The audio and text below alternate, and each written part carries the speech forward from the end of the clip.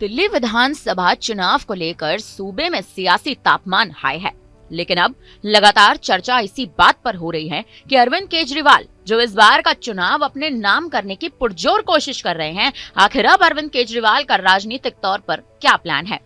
दरअसल दिल्ली में विधानसभा चुनाव के बीच अरविंद केजरीवाल ने बीते सप्ताह जाट समुदाय को दिल्ली में ओबीसी की केंद्रीय सूची में डालने का अहम मुद्दा उठाया था। उनका सीधा आरोप था कि नरेंद्र मोदी के नेतृत्व वाली केंद्र सरकार बीते 10 सालों से इस पूरे मामले को दबाए बैठी है और इस मामले पर अपनी कोई प्रतिक्रिया तक नहीं दे रही है। वहीं इस पूरे मुद्दे पर अब भारतीय जनता पार्टी ने भी जवाब दिया था, लेकिन साफ तौर पर भाजपा का यह कहना था कि दिल्ली सरकार को इस प्रस्ताव को पहले विधानसभा से पारित कराना चाहिए था, फिर उस प्रस्ताव को केंद्र सरकार को भेजना चाहिए था ताकि इस प्रस्ताव पर मोहर लगती। लेकिन इसके बाद ही अब पिछड़ा वर्ग आयोग ने भी आम आदमी पार्टी के दावों पर अपना सीधा जवाब दे दिया है। आपको बता दें कि इस मामले पर पिछड़ा वर्ग आयोग का कहना है कि बीते 10 सालों में दिल्ली सरकार से ऐसा कोई प्रस्ताव ही नहीं भेजा गया जिसमें मांग की गई हो कि राजधानी के जाटों को दिल्ली में केंद्र की सूची में शामिल किया जाए। अब इस पूरे मुद्दे पर आम आदमी पार्टी लगातार घिरती नजर आ रही है। जी हाँ, राष्ट्रीय पिछड़ा वर्ग आयोग के चेयरमैन हंसराज अहीर का कहना है कि हमें दिल्ली के जाटों को केंद्रीय ओबीसी सूची में शामिल करने का कोई प्रस्ताव ही नहीं मिला। ऐसा कुछ आता तो विचार किया जाता। आपको बता दें कि दिल्ली में 5 फरवरी को विधानसभा चुनाव है और उससे पहले अरविंद केजरीवाल ने अब यह मामला उठाया है, लेकिन अब आम आदमी पार्टी खुद ही इस मामले में घिरती नजर आ रही है। दिल्ली के किशनगढ़, मुनरका, नरेला जैसे तमाम इलाकों में जाटों की अच्छी खासी आबादी है।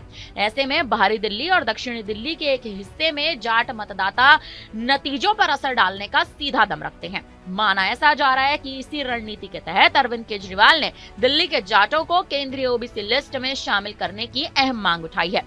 हंसराज अहीर ने एक निजी चैनल से बात करते हुए साफ तौर पर कह दिया है कि दिल्ली में कोई प्रस्ताव ही नहीं आया है। उनका ये तक कहना है कि किसी भी राज्य के समुदाय को केंद्रीय ओबीसी सूची में शामिल करने के लिए राज्य से ही प्रस्ताव आना जरूरी होता है और उस प्रस्ताव से पहले संबंधित राज्य सरकार उनके पिछड़ेपन को लेकर भी स्टडी करती है और कराती है, जिसके बाद विधानसभा में इस प्रस्ताव को मंजूरी मिलती है और फिर प्रस्ताव जाता है केंद्र सरकार की ओर।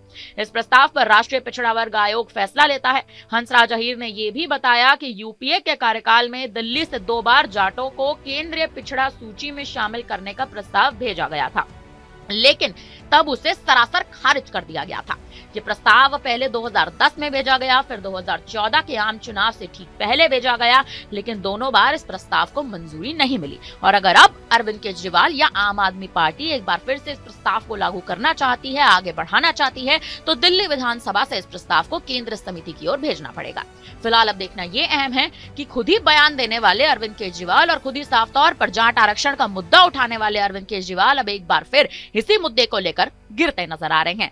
अहम मुद्दा यह है कि जिन सीटों पर जाट आरक्षण को लेकर, या यूं कहें कि जाट वोटों का जो वोट बैंक है वो सबसे अधिक है, आखिर उन सीटों पर क्या आम आदमी पार्टी की पकड़ अच्छी होगी या फिर इस बार दिल्ली विधानसभा चुनाव में वही सीटें या वही जनता कहीं ना कहीं इस बार आम आदमी पार्टी का वोट काटती नजर आएगी।